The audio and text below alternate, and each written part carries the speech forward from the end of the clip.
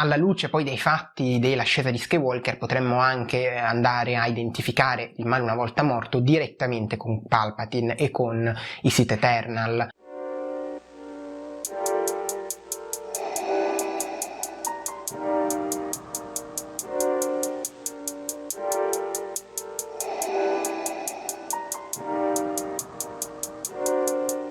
Salve a tutti i lettori e lettrici di Star Wars Libre Comics, bentornati sul nostro canale. Io sono Giorgio, caporedattore di Star Wars Libre Comics. Oggi in questo approfondimento andiamo a sviscerare uno degli aspetti più interessanti di una delle ultime uscite di romanzi pubblicate da Panini Comics qui in Italia. Sto parlando di Maestro Apprendista, che purtroppo non ho qui da farvi mostrare perché ho avuto qualche problema con la consegna e quindi non ho ancora, al momento di quando sto registrando il video, non ho ancora la mia copia qui a casa in mano. Il romanzo di Claudia Gray, ovviamente canonico, ambientato nel 40 BBY, quindi 40 anni prima della battaglia di Yavin, circa 8 prima della minaccia fantasma, è uscito edito da Panini Comics il 16 settembre e quindi è abbastanza freschissimo. In questo video non scenderemo in nessuno spoiler sulla vicenda del romanzo, però andremo appunto ad approfondire uno degli aspetti personalmente più interessanti per tutti i loro significati e per tutti i collegamenti che possono essere creati con il resto della saga. Sto parlando delle profezie che sono uno degli elementi principali di quest'opera, nonché anche uno dei fondamenti di tutta la saga degli Skywalker. Infatti è la profezia del prescelto e l'identificazione di Anakin come prescelto da cui poi effettivamente parte un po' tutta l'epopea di 9 film. Prima di iniziare, come sempre, vi invito, se non l'avete già fatto, a iscrivervi al canale, mettere un mi piace a questo video e lasciare poi un commento, ci aiuta moltissimo se vi stanno piacendo questi video, quale altro magari approfondimento vorreste vedere. E sempre prima di iniziare un enorme ringraziamento ai nostri abbonati, che siamo davvero contenti di aver creato questa possibilità di abbonarsi e di dare ad alcuni di voi la possibilità di supportarci in un'altra maniera, oltre ai nostri referral, Amazon o ad esempio i nostri gadget, che trovate poi i link di tutto qui sotto in descrizione. Per cui davvero grazie ai nostri abbonati che si meritano assolutamente questo ringraziamento e sono tra i nostri veri Jedi, che appunto è il nome dell'abbonamento. Il romanzo si concentra sul rapporto tra Qui-Gon e Obi-Wan Kenobi, appunto, il maestro e l'apprendista del titolo, ma va anche a esplorare il passato dell'apprendistato essenzialmente di Qui-Gon sotto il Conte Dooku, quando ancora il Conte Dooku era un membro dell'Ordine Jedi. E inoltre questo romanzo va ad allacciarsi in maniera davvero stretta all'audiolibro Dooku Jedi Lost, audiolibro poi anche pubblicato, diciamo, sotto forma di script in edizione cartacea, che però è ancora inedito in Italia. Quindi Panini, se stai guardando questo video, sai bene che dovete portare Dooku Jedi Lost, perché è il compagno migliore per Maestro Apprendista.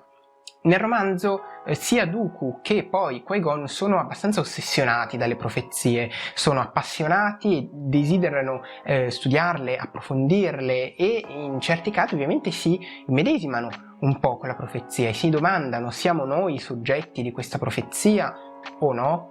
Beh, queste profezie ovviamente per quanto riguardano i lettori sono di facile interpretazione, ma non tutte. Alcune hanno alcuni aspetti davvero intriganti, soprattutto andando appunto a guardare l'intera saga degli Skywalker. Iniziamo quindi con la prima. Colei che nascerà dall'oscurità darà alla luce l'oscurità. Questa profezia è abbastanza di facile interpretazione e si riferisce, direi, univocamente a Leia Organa, nata dall'oscurità, cioè da Anakin Skywalker, Darth Vader. Tra l'altro il rapporto, diciamo, della linea di parentela tra Leia e Darth Vader è esplorato in un altro romanzo di Claudia Gray, cioè Bloodline, edito da Mondadori, in Italia al momento introvabile. Il rapporto di parentela è un po' una macchia nel curriculum politico di Leia e questa cosa viene fuori molto molto bene in Bloodline, però è un po' una macchia anche dal punto di vista diciamo morale, almeno questo è quello che questa profezia cerca di trasmetterci. Lei è nata dall'oscurità e darà alla luce l'oscurità, cioè Ben Solo Kylo Ren. Questa cosa dell'oscurità presente in Ben Solo è abbastanza radicata in diversi romanzi di Star Wars. Ben Solo non nasce perfettamente puro, nasce con già un'oscurità dentro di lui. Questa cosa è palese in episodio 8, secondo i flashback di Luke Skywalker, ma è presente già ad esempio in Aftermath 2 Debito di vita, edito in Italia da Multiplayer Edizioni, in cui è proprio presente una scena in cui Leia, incinta di Ben Solo, percepisce una certa oscurità nel suo grembo mentre appunto è incinta di Ben. La seconda profezia che ci viene presentata in Maestro Apprendista recita invece: quando il Kyber che non è Kyber risplenderà, il tempo della profezia sarà vicino. Questa profezia potrebbe voler dire diverse cose. Personalmente all'inizio l'avevo collegata alla morte nera, no? Che è alimentata da cristalli Kyber, quindi il Kyber che non è Kyber risplenderà, e poi quando risplende il tempo della profezia, cioè l'equilibrio nella forza, e quindi episodio 6 sarà vicino. Ma in realtà questa profezia si autocompie all'interno dello stesso romanzo.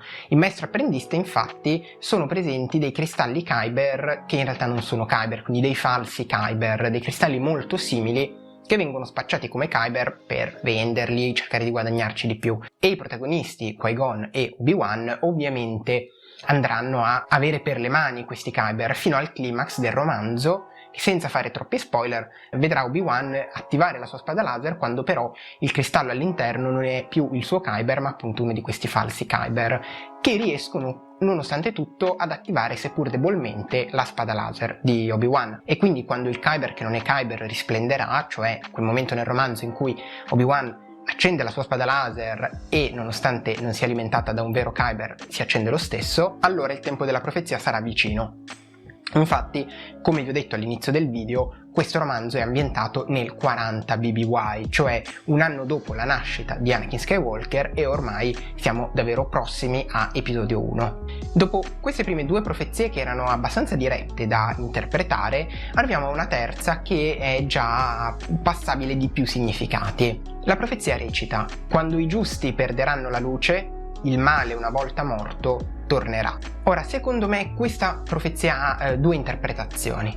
La prima si riferisce ai giusti come l'intero ordine Jedi, che quando perdono la luce, cioè quando vengono accecati dalla burocrazia, dall'arroganza, insomma quando li vediamo nello stato di decadenza della trilogia prequel, allora il male una volta morto, cioè l'ordine Sith, i Sith, ritorneranno, ed è proprio quello che vediamo nel corso di episodio 1, episodio 2 ed episodio 3. La seconda interpretazione invece secondo me potrebbe rifarsi direttamente alla trilogia sequel. Infatti il giusto che perde la luce potrebbe essere Luke Skywalker, che smette di vestire, diciamo, i panni di faro di luce, di speranza per la galassia, isolandosi tra forza sul pianeta di Ahch-To, e proprio quando Luke si isola, allora è lì che il primo ordine, cioè un antico male una volta morto l'impero, risorge appunto sotto forma di primo ordine e appunto minaccia un po' tutta la galassia. Alla luce poi dei fatti dell'ascesa di Skywalker potremmo anche andare a identificare il male una volta morto direttamente con Palpatine e con i Sith Eternal. Tuttavia il romanzo Maestro Apprendista è stato scritto ben prima dell'uscita di l'ascesa di Skywalker, per cui o Claudia Gray era informata di qualcosa, ma dubito, oppure semplicemente è una connessione un po' troppo tirata per i capelli, diciamo così. La profezia che invece andiamo a leggere adesso è una profezia che subisce già una certa interpretazione nel romanzo, però per noi lettori invece il significato è ben diverso.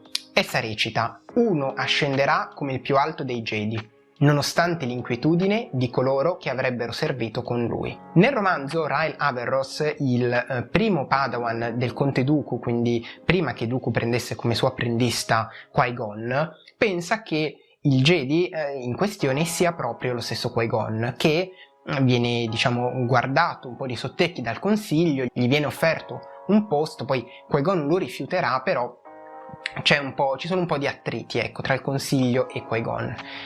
Per noi lettori e conoscitori di tutta la saga è abbastanza palese che il protagonista di questo vaticinio sia in realtà Anakin Skywalker, che come vediamo nella vendetta dei Sith ascende al Consiglio Jedi, diventa un membro del Consiglio Jedi, anche se non gli viene riconosciuto il rango di maestro, nonostante il parere contrario di tutti i membri del consiglio stesso.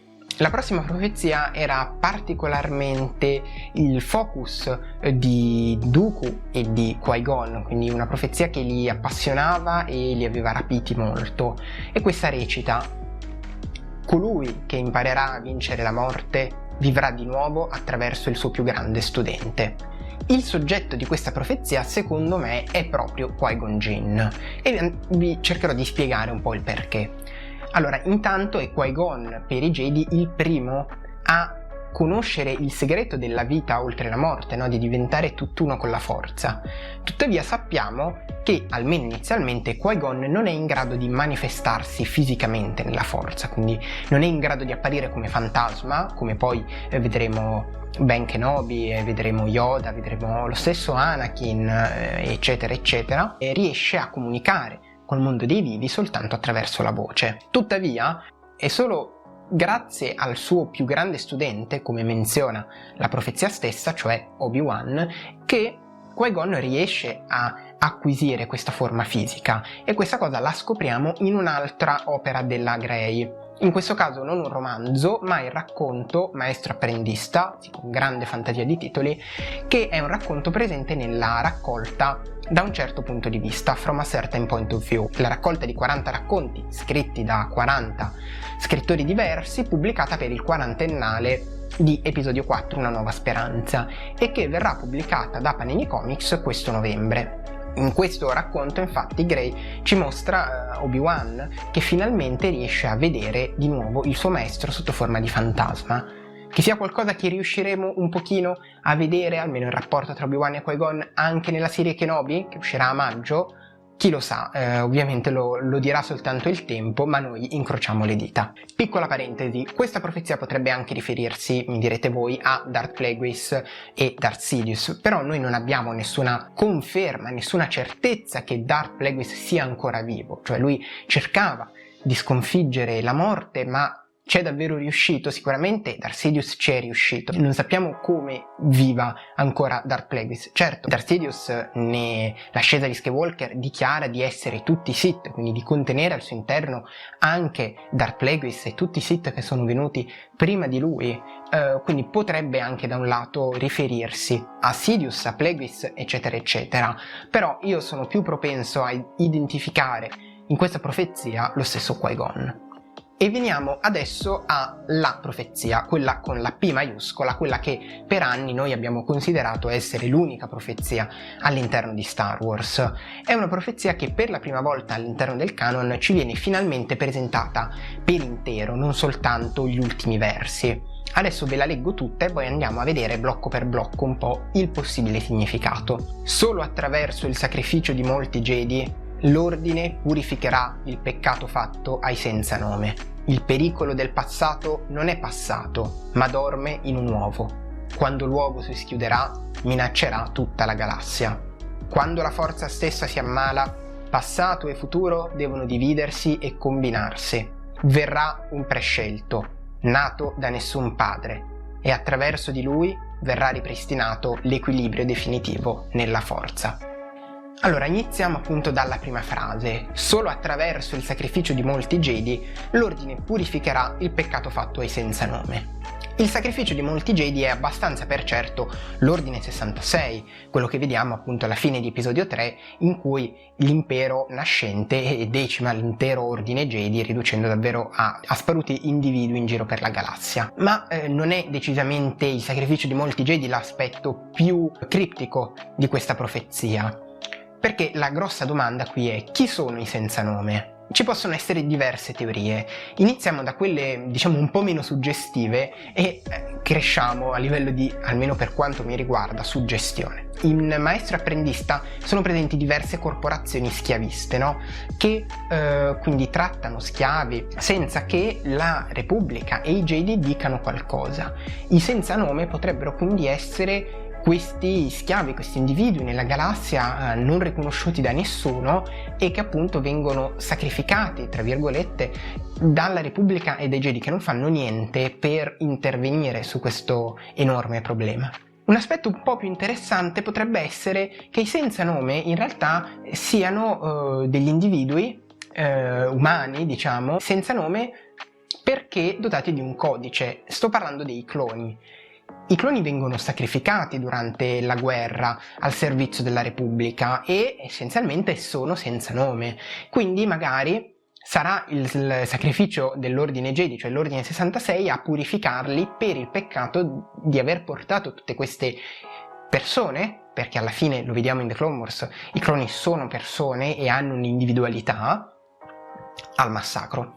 La terza ipotesi è decisamente più intrigante. Nel romanzo Dooku Jedi Lost, che è stato scritto davvero in parallelo a Maestro Apprendista con messaggi giornalieri tra Cavan Scott, autore di Dooku Jedi Lost, e Claudia Gray, autrice di Maestro Apprendista, e in questo romanzo vengono nominati dei nameless, dei senza nome. Ci si riferisce a queste entità come a protagonisti di alcuni racconti dell'orrore, protagonisti diciamo di alcune illazioni di Padawan su questi senza nome.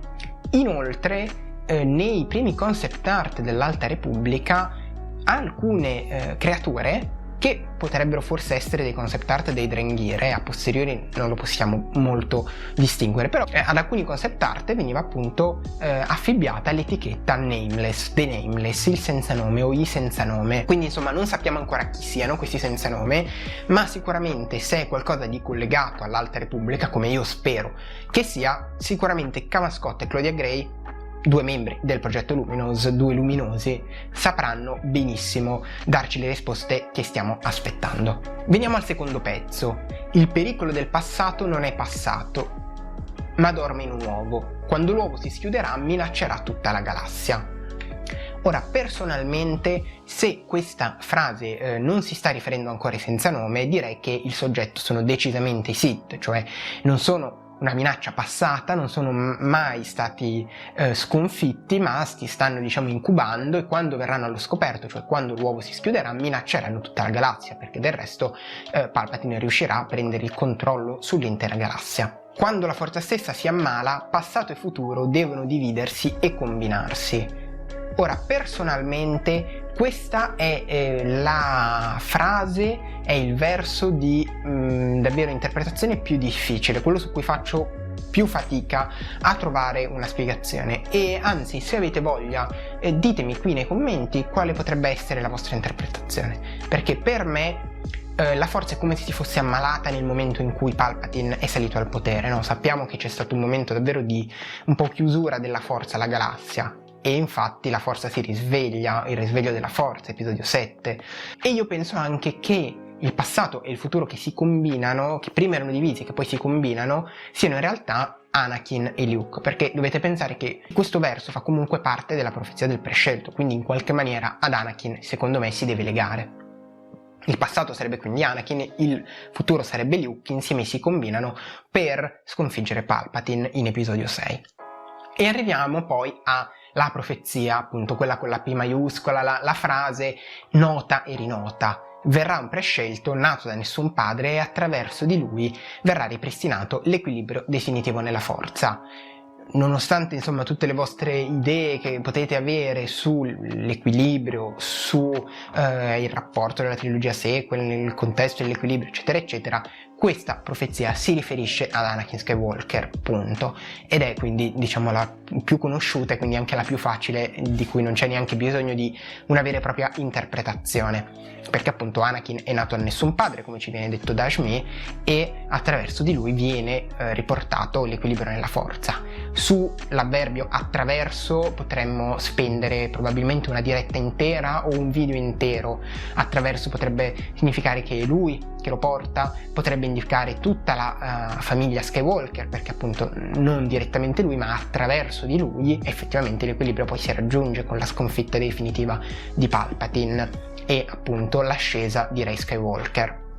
Però davvero qua ci aprirebbe un mondo di discussioni e di interpretazioni. Bene, spero che questo video vi sia piaciuto, e ovviamente ne arriveranno altri qui sul canale, e abbiamo tanti contenuti per voi, per cui iscrivetevi se non l'avete già fatto, lasciate un like, un commento anche con le vostre interpretazioni delle profezie. Noi ci vediamo al prossimo video, io vi auguro buone letture e come sempre che il lato cartaceo della forza sia con voi.